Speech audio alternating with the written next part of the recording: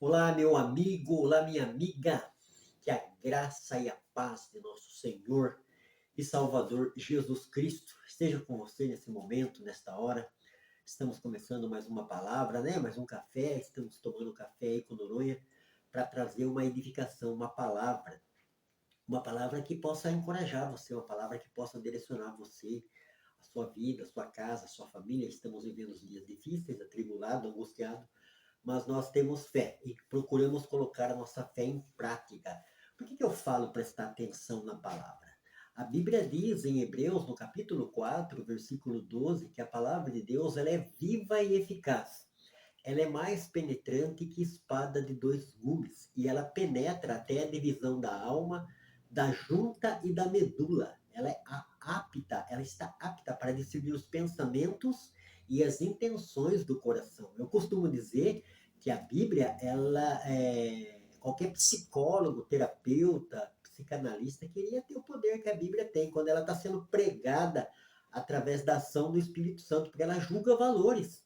Nós vemos o pregador, o homem, a mulher de Deus que prega o evangelho, pode ler no livro de Gênesis, pode ler no livro de Êxodo, de Levítico, em qualquer livro da Bíblia, né? Em Salmos, em Provérbios, Jeremias, Isaías, Daniel, em Mateus, Marcos, João, Atos, Romanos, 1 Coríntios, Filipenses, até em Apocalipse.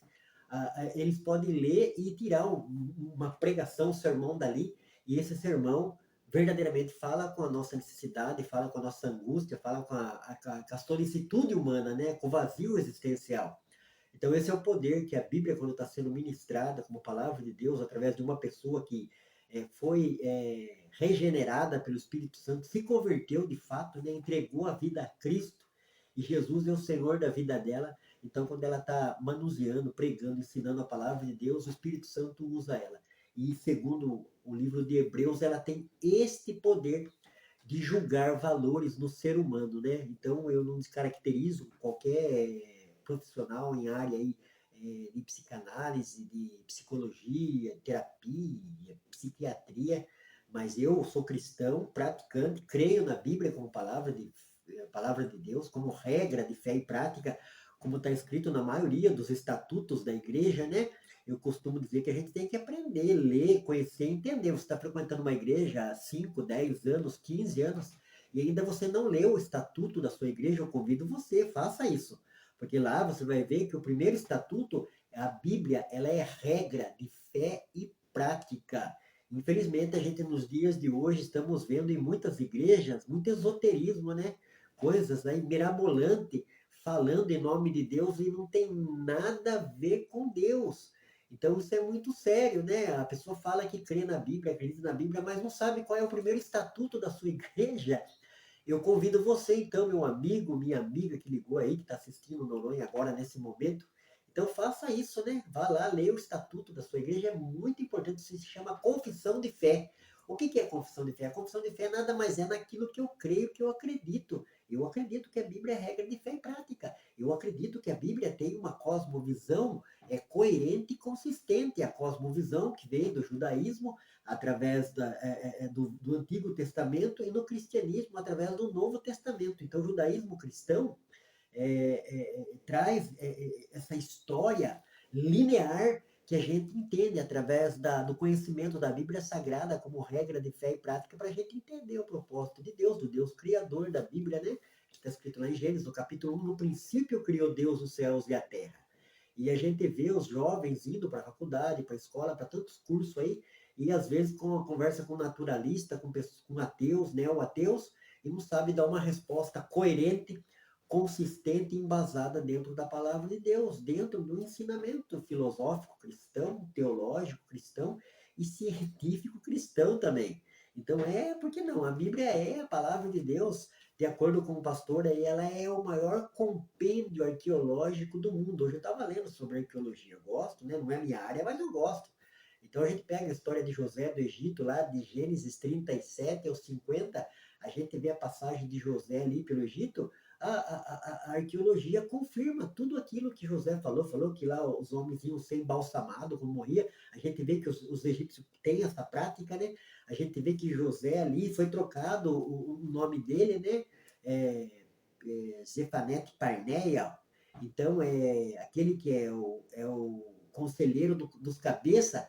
Então a gente vê através de várias áreas do campo acadêmico de estudo, né, das disciplinas acadêmicas, seja arqueologia, seja filosofia, seja qualquer área, a gente vê que condiz com o que as narrativas bíblicas ensinam.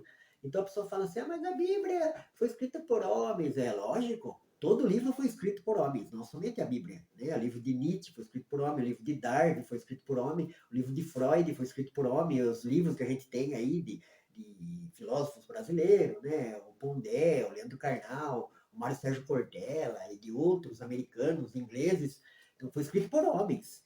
É fato, quem mora no planeta é homens, não é alienígena nem divindades. Quem mora nesse planeta é os homens e as mulheres. Então, a Bíblia, ela traz isso, né? Então, a gente tem que entender a Bíblia. Ela é um livro que trata de narrativas religiosas, espirituais, mas a Bíblia fala também de ciência, de vários assuntos que hoje na sociedade a gente vê que as pessoas estão procurando respostas, né? E a Bíblia tem resposta dentro da área antropológica, que é a área do homem, dentro da área espiritual. Aí já a ciência não tem, porque a ciência é natural, né? A ciência naturalista, ela não tem todas as respostas, principalmente a respeito da moralidade humana, né? Por que que existe o certo e o errado? Por que que o homem é mau? Por que que existe o mal no mundo? Né? Por que que eu não devo matar? Por que que eu não devo roubar? Então a ciência não tem essas respostas. Quem tem essas respostas é o padrão ético de uma conduta que é ensinado através da palavra de Deus, de um Deus criador que trouxe à existência o homem e deu para o homem várias leis, né? Legislações. Nós vemos nos 10 mandamentos, Deus entregando para Moisés, né? Trazendo um estatuto para o povo de Israel cumprir. Nós vemos Jesus ensinando os evangelhos no Sermão do Monte. Então a Bíblia trata de todo esse assunto, né? Ela trata a respeito da vida, né? Ela trata a respeito da criação, ela trata a respeito da queda, né, do homem, né? Porque, por que que tem tanta maldade no mundo? É só ler as narrativas, né? Aqui o Gênesis, por que o mal entrou? Por que que o pecado entrou na experiência humana e por que que existe tanta maldade? Então a Bíblia traz essas respostas, coisa que outras coisas, outras áreas acadêmicas não traz. Então é muito interessante isso, né? Eu ia falar de outro assunto, mas eu acabei desenvolvendo outro tema em cima do que eu sempre gosto de estar falando, que é o conhecimento. O conhecimento ele é progressivo. O profeta Oséias falou assim: conheçamos e prossigamos em conhecer o Senhor. A Bíblia trata, no mesmo livro de Oséias, no capítulo 4, que o povo de Israel era destruído por falta de conhecimento. Qual conhecimento? Conhecimento de Deus, de sua palavra, de sua instrução. Então nós vemos as pessoas hoje buscando todo tipo de conhecimento, mas não quer saber do conhecimento de Deus. O conhecimento que traz paz interior, traz redenção, traz salvação, traz tantas promessas, né? Traz alívio, porque Deus é o nosso refúgio e fortaleza, socorro bem presente no momento da angústia. Né? A gente vê que o ser humano busca muitas coisas que é efêmeras, paliativas, não traz paz verdadeiramente. Né? Jesus ele é o príncipe da paz, está escrito em Isaías em capítulo 9, que Jesus é o príncipe da paz. Então, ele pode te dar paz, né? Através de você estar ouvindo uma pregação, através de você estar fazendo uma oração em nome de Jesus, buscando a Deus verdadeiramente, né? Tô com essa camisa aqui, ó, família, né? A Simone que sempre tem comprado roupa para mim, é minha, como que é que fala? Como que é? Look que fala, né? Eu de roupa de moda não conheço muito. Não é minha área, não é meu campo, né? Então, é a família. Então, a gente está aqui como família, né? No café, meu cafezinho, gostoso café que traz esse momento. Eu sempre falo para Simone que é o nosso café terapêutico. A gente sempre está conversando, falando de tudo, né? Falando do mundo, falando de Deus, falando de família, falando de sociedade. Então, o café traz esse momento. Hoje eu queria estar falando a respeito de outro assunto que eu tinha preparado aqui, mas eu acabei falando isso a respeito da Bíblia, lá em Hebreus, capítulo 4, versículo 12. Leia.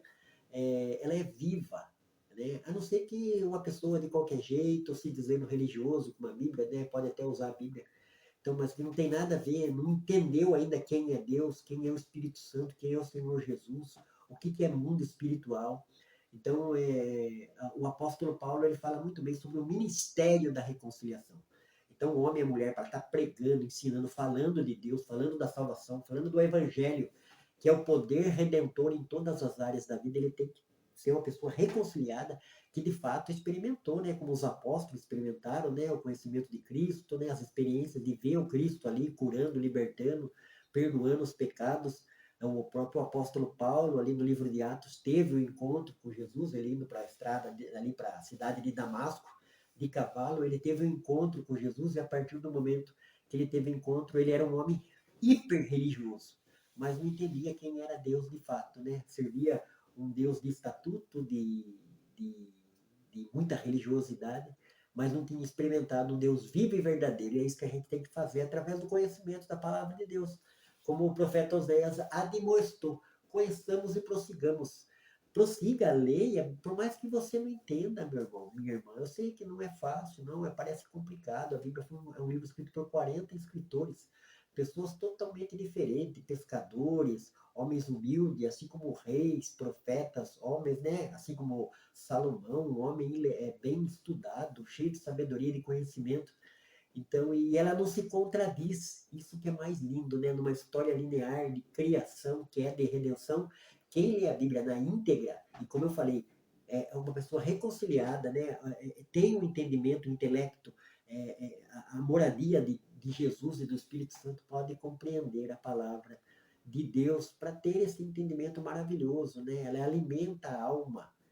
Jesus falou que nem só de pão viverá o homem, mas de toda a palavra. Então a palavra de Deus ela alimenta a nossa alma, o nosso corpo físico, né, para estar bonito, com saúde, com vigor.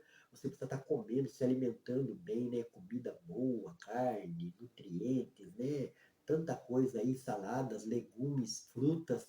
Então a nossa parte imaterial, que é o homem interior, o homem espiritual, ele precisa estar lendo, meditando e conhecendo a palavra de Deus, né?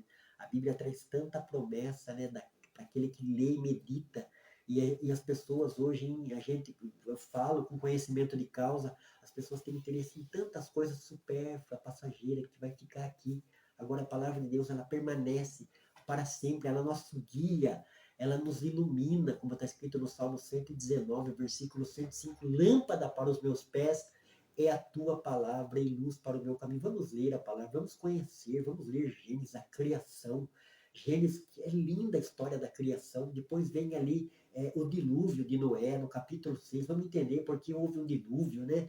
Depois de Noé, vem ali a história de Abraão. Deus chama Abraão, né? E através de Abraão vem Isaac, vem Jacó e constitui a nação de Israel. Que história linda e maravilhosa. Depois, no capítulo 37, vem a história de José do Egito, e vai até o capítulo 50. Depois vem a história de Moisés, e assim sucessivamente nós vemos os personagens históricos da palavra de Deus, que está relatado aqui, né, que a Bíblia traz esse ensinamento, a gente lê, e a gente às vezes não, quase que sempre, a gente está sempre lendo e meditando, e Deus falando com a gente. E como eu falei, ela é viva a palavra de Deus. Então você pode ler a história de Abraão e Deus falar com você, com a sua necessidade, com a sua angústia, com as perspectivas que você tem, né, com aquilo que você busca, aspira.